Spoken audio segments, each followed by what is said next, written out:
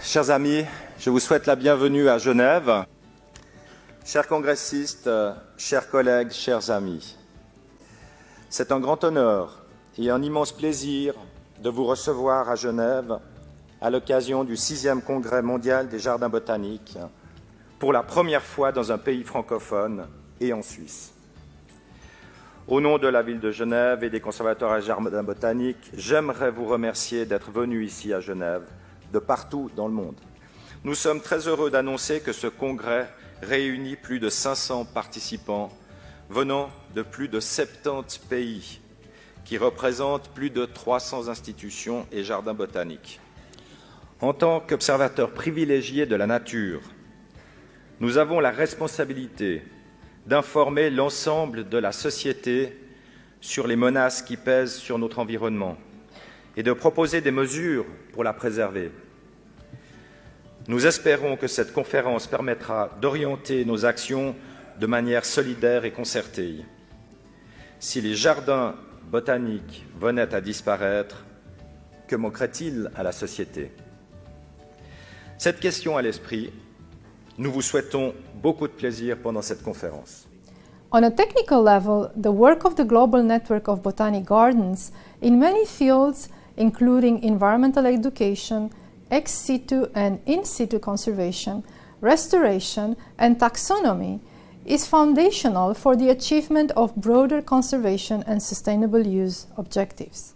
I'm Tim Entwistle, from Royal Botanic Gardens in Victoria. My panel members to come up and sit, please, along with Martin, who I've invited to stay with us. Christopher Dunn from Cornell Botanic Gardens, USA. Natasha de Vere from the National Botanic Gardens of Wales. Richard Piacentini Fantini from the Phipps Conservatory and Botanical Gardens in the USA. We have William Cinea from Cayes Botanical Garden in Haiti. And Chris Cole, also from the Royal Botanic Gardens Victoria in Australia. We're going to switch now to the, I've just put up a map to show where our next speaker is from. William, we hear and we've heard through the week that the tropics are rich in plant diversity and poor in botanic gardens. What is it that a botanic garden in your region can do to address and respond to climate change? I'm going directly to the Caribbean country to show you how climate change can affect a country. For me, the most important thing for a botanical garden is to find the most important issue in the environment that related to the climate change and you try to see how you can solve it. So in the Caribbean, we are in deep in the sea. Every time there is a movement in the sea, they create hurricane, flooding, and when the land is moving, it creates earthquake. So that means in the Caribbean, we have any region very difficult.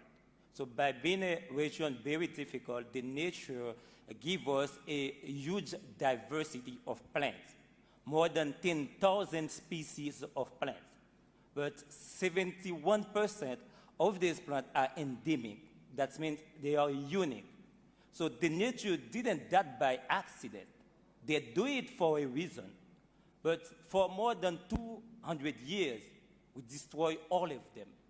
We replace them by exotic species. Exotic species that doesn't have any relation with our soil to protect them. So what happened nowadays? The mountain that we consider as an asset for the Caribbean country, they are going down, and the sea tries to go up. So it's possible. Unfortunately, we are talking about species extinction. We are talking about species in the red list. It's possible to talk about country extension, a country on the red list. So the most important thing for us nowadays is to try to fix our mess for more than 200 years. That means to conserve the species that we have and involve in restoration. That's what we can do in the Caribbean country. We had a hurricane last year that caused a lot of damage in the country. They will happen again. The most important thing for us is to build our resilience for resisting to the climate change. Thank you very much. Fantastic. Thank you, William.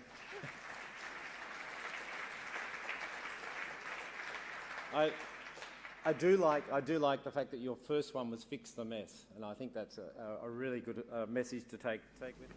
Conservation, collections, research, education and public outreach. These feature in most Botanic Garden mission statements.